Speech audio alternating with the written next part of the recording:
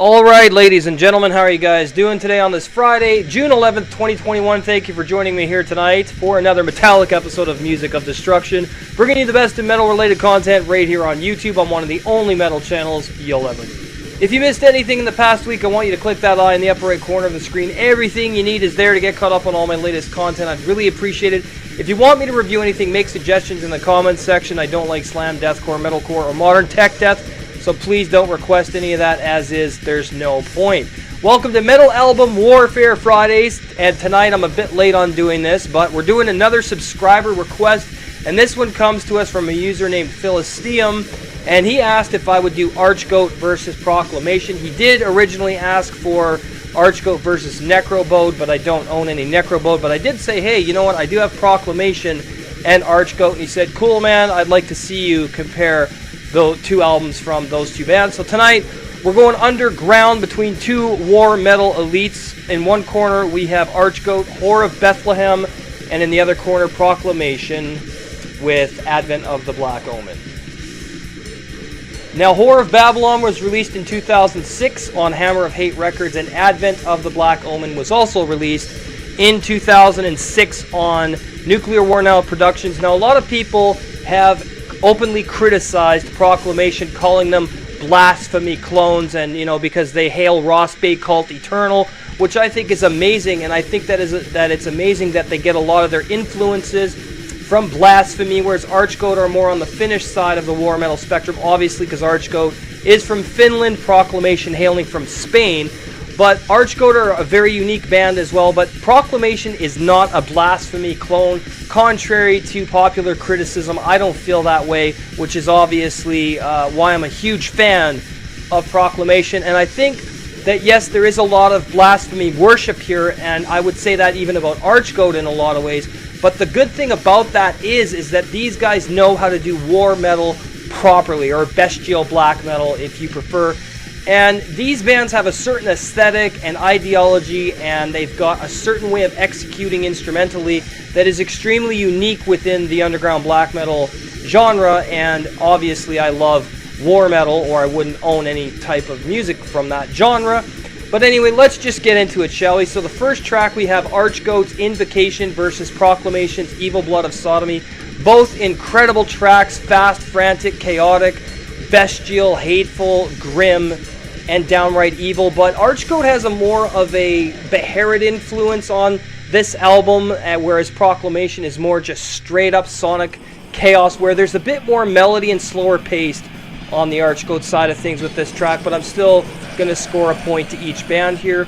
Next up, we have Archgoat Angel of Sodomy versus Proclamation's Rites of Carnality. And I gotta say that both of these songs are so fucking compelling, amazing, fast, grim, brutal, and hateful. But again, you got that more melodic side happening with Archgoat with a little bit more variation and tempo shifts, whereas Proclamation is just straight up fucking bestial black metal chaos throughout the entire experience. And one could even say Proclamation is not as varied or dynamic throughout their 4-album discography, but I tend to disagree. Each album does sound different, but of course there's a familiar theme happening here, as it is bestial black metal. But I'm giving a point to Archgoat and to Proclamation here.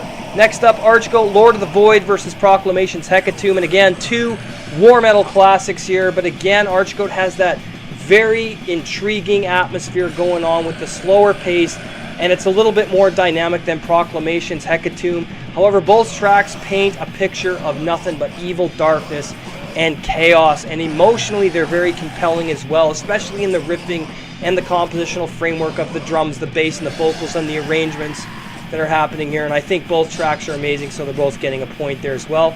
Next up, Archgoat Dawn of the Black Light versus Proclamation's Crucifixion Vomit. And I don't know what to say about these two tracks, because I can put them on one after another and I can instantly see the similarities between both of these bands, especially these two tracks, and they're absolutely amazing.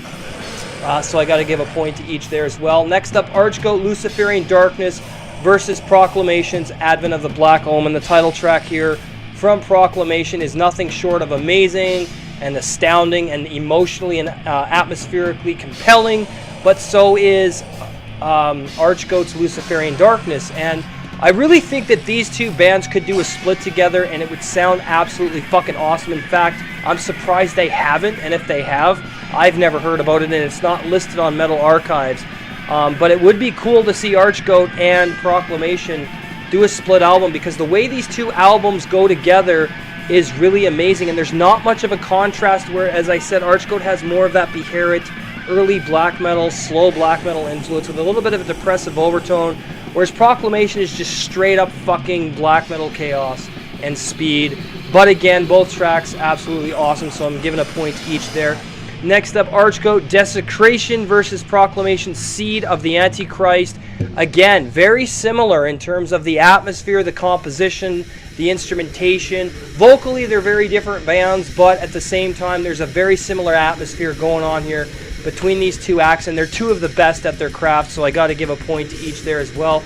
Next up, Archgoat, Whore of Bethlehem versus Proclamation's Hellbound Triumph. Two amazing tracks. The title track here from Archgoat is going to get the point over Hellbound Triumph just by a bit, because I really love this album from Archgoat, but of course Advent of the Black Omen is no slouch, but I am giving the advantage here to Archgoat. Next up, Grand Marshal of the Black Tower from Archgoat versus Bestial Hordes from Hades from Proclamation.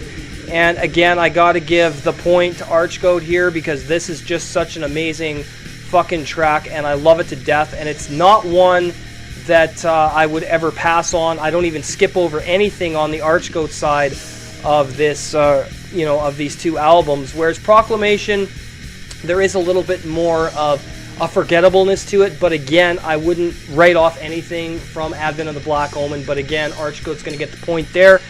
Next up, and finally, we have Archgoat, Hammer of Satan versus Proclamation's Baptism in Fire, and I gotta give both bands a point here as well, because they're both equally sonically intense, aggressive, atmospheric, and hateful, and dark and evil.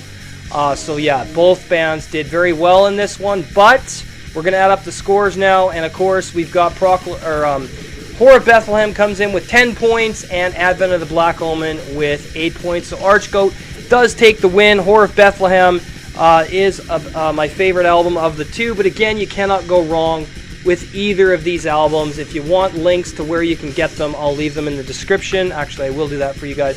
But yeah, absolutely incredible albums.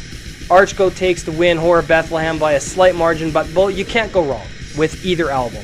So there you have it, another Metal Album Warfare in the books here on Music of Destruction. Hope you enjoyed the premiere here tonight. If you're new, subscribe, turn on the notification bell so you don't miss anything. Twitter and Instagram, Music of Destruction. Teespring store for all merch, teespring.com/music-of-destruction. I'm going to be working on some more designs. I got 14 up there right now. I'm going to come up with some new ones over the weekend, so make sure you check that out. Teespring.com/music-of-destruction. If you want to support through Patreon, patreon.com/music-of-destruction. You'll get access to exclusive content, The Seed Episode 32, The History of Thrash Metal Part 2 up there.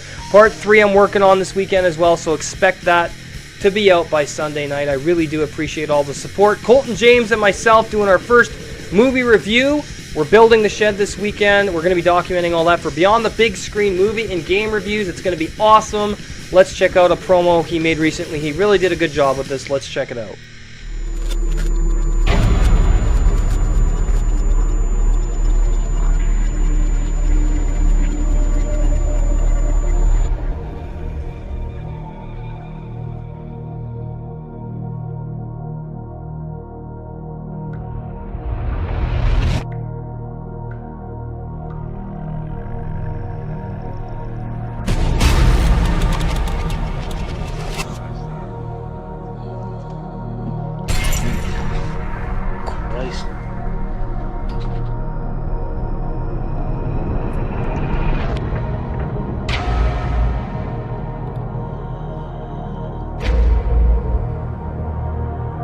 Wait a minute, this movement seems to have life. Organic life.